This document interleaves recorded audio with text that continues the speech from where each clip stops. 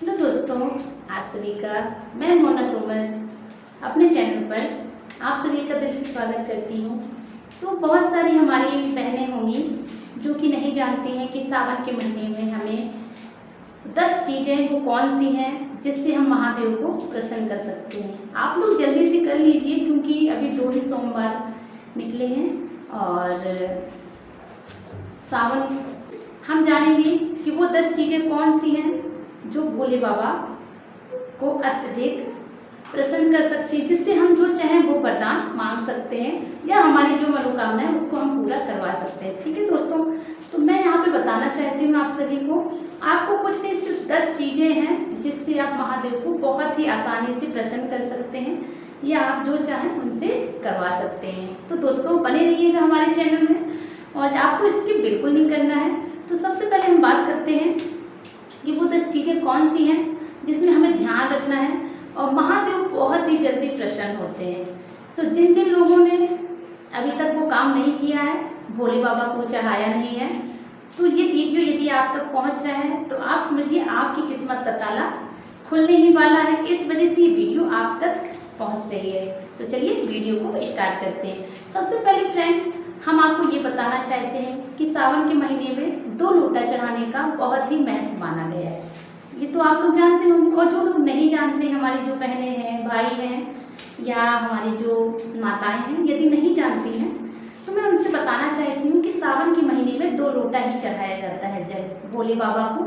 सिर्फ सावन के महीने में हम 2 लोटा जल चढ़ा सकते हैं, बाकी के दिनों में सिर्फ 1 ही लोटा जल चढ़ाते हैं। तो चलो एक बात ये हो गई।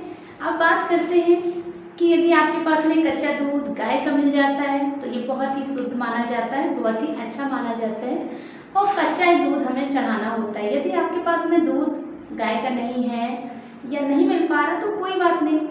वैसे हमने देखा है कि लोग कच्चा दूध यदि गाय का नहीं होता है तो वो पैकेट वाला भी चढ़ा देते हैं। ठीक है, इतना हो गया।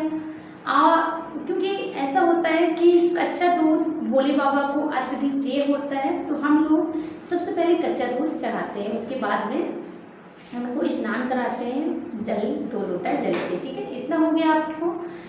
अब इसके बाद में हमें क्या करना है, जैसे आपके पास में बेलपत्री है, बेलपत्री तो सावन के मास में सभी के पास में अवेलेबल रहती हैं और नहीं होती हैं आपके पास में, यदि कोई पेड़ नहीं लगा है या कुछ भी नहीं है तो आप क्या कर सकते हैं, आप मार्केट में कहीं भी जाके मंगवा सकते हैं। ठीक है, आसानी से मिल जाती है ये चीज़ें और जो हमारी बहनें गांव में रहती हैं उन्हें भी मिल जाएंगी और जो मार्केट बेलपत्रियाँ मिल जाती हैं, क्योंकि हरी भरी हरियाली का ही सावन का महीना बोला गया है।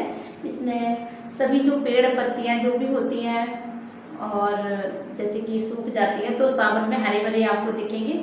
चलो इतना हो गया। ठीक है, आप बात करते हैं कि शहद में लगा के आप बेलपत्री को भोले बाबा के ऊपर आप चढ़ा सकते हैं। ध्यान रखने वाली बात ये है, बेलपत्री यदि बड़े पत्तियों वाली है तो आपको उसमें राम लिख लेना है। यदि आप चाहें तो घर से लिख सकते हैं, यदि आप नहीं चाहते हैं मंदिर में जाके भी लिख सकते हैं। जैसा भी आप लोग अपने यहाँ का देख लीजिएगा और जैसे भी आपको सिंपल लगे।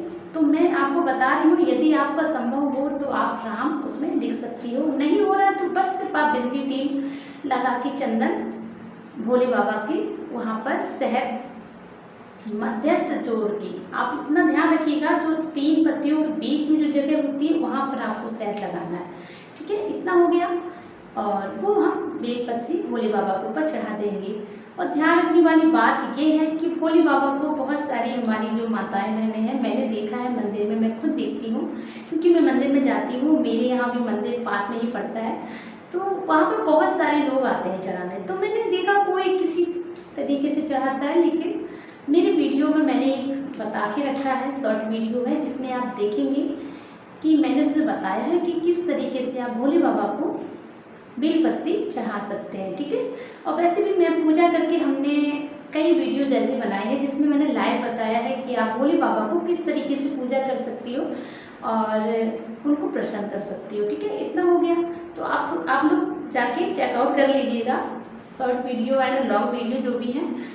तो मेरा ही नहीं, आप जिसका चाहें उसका देख सकते हो। मैं ये नहीं कहूँगी कि आप मेरा ही वीडियो देखिएगा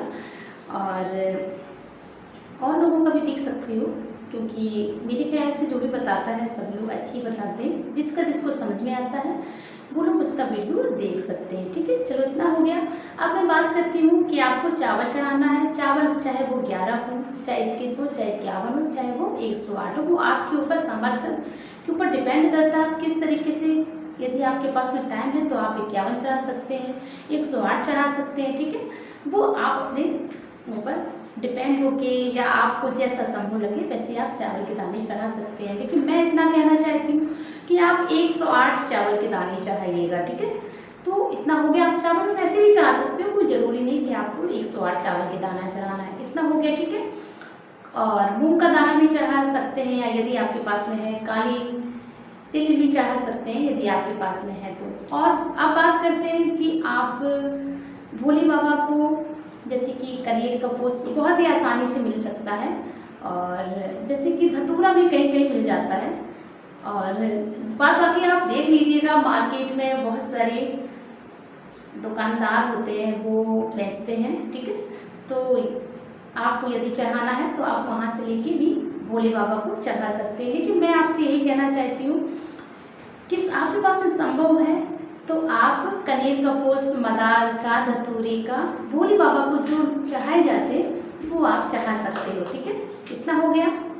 इतना होने के बाद में और उनको एक बात का और ध्यान रखिएगा, कोई ये मत कहिएगा कि मेरे पास में लाल चंदन है, या मेरे पास में सफ़ेद चंदन है, या मेरे पास भस्मी नहीं है, या पीला चंदन नहीं है उन्होंने पीला लगाया। क्योंकि मंदिर में मैंने देखा है बहुत सारे लोगों की अलग अलग मनोकामनाएं होती हैं, अलग अलग प्रकार के लोग भोले बाबा से मन्नत मांगते हैं, अपनी अपनी मनोकामना करवाते हैं। तो हर लोगों का चढ़ाने का अलग नज़रिया होता है, अलग तरह की पूजा होती है। मैं कोशिश यही करती हूँ आपको बताने की कि आप लोग अच्छे से जानें भोले बाबा की पूजा किस तरीके से की जाती है। तो चलिए, मैंने देखा है, मैं वही एक्सपीरियंस आप लोगों के साथ शेयर करना चाहती हूँ जो मेरे साथ ऐसा हुआ है। ठीक है, मंदिर में बहुत सारे लोग हैं, एक दूसरे को देखते हैं तो उन्होंने गलती से भी सर रख दिया कहीं गलत जगह पे, तो दूसरा जो बैठा होगा वो भी वहाँ पे गलती से रख देगा। ठीक है, उनको ये नहीं मालूम कि किसी इंसान की कौन सी मनोकामना है, वो किस तरह से ऐसा करते हैं। चलिए ठीक है, मैं अपने पॉइंट में आती हूँ, मैं फिर कभी ऐसा वीडियो बनाऊंगी। ठीक है, तो आप बात करते हैं कि आपके पास में जो भी कलर का चंदन है, आपके पास में लाल है, पीला है, सफ़ेद है, आपके पास जो चंदन है, लेकिन चंदन होना चाहिए। ठीक है, घिसने वाला हो या पाउडर वाला हो, ठीक है, या एक लकड़ी वाला होता है, जो भी है, लेकिन भगवान भोले बाबा को चंदन ही हम लोग लगाएंगे। ठीक है, तो आपको वो लगा लेना है, बस नहीं है तो आप लगा सकते हैं, नहीं है तो कोई बात नहीं। और गुलाल, अबीर आपने सुना होगा, आपके यहाँ क्या कहा जाता है कमेंट बॉक्स में जरूर बताइएगा। मैं यहाँ पर अबीर भी कहती हूँ, गुलाल, तो वो आप चढ़ा सकते हैं। भोले बाबा को गुलाल बहुत ही अत्यधिक प्रसन्न होते हैं चढ़ाने से, जो भी भक्त चढ़ाता है। ठीक है, इतना हो गया।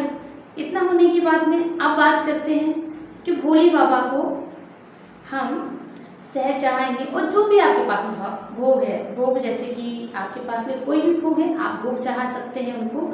आपने यदि कोई घर में बनाया है वो चढ़ा सकते हैं। ये नहीं कि जरूरी नहीं कि हम लड्डू लेके आएंगे, आप खीर बनाएंगे तो खीर से भी प्रसन्न होते हैं। ठीक है, तो इतना हो गया। तो एक बात मैं कहना चाहती हूँ आप लोगों से, यदि वीडियो आपको ज़रा सी भी हेल्पफुल लगती है तो प्लीज़ मोना तुमार भजन चैनल को जल्दी से जाके सब्सक्राइब कर लीजिएगा, ताकि हमारे न्यू जो भी नोटिफिकेशन है वीडियोज़ की वो आप तक सबसे पहले पहुँचेंगी। तो चलिए, वीडियो को एक लाइक और सब्सक्राइब करने से मुझे बहुत ही अच्छा लगेगा। तो चलिए, वीडियो को मैं यहाँ पे एंड करती हूँ, मिलते हैं ऐसे ही नेक्स्ट वीडियो में। तो हर हर महादेव कमेंट बॉक्स में ज़रूर लिखिएगा।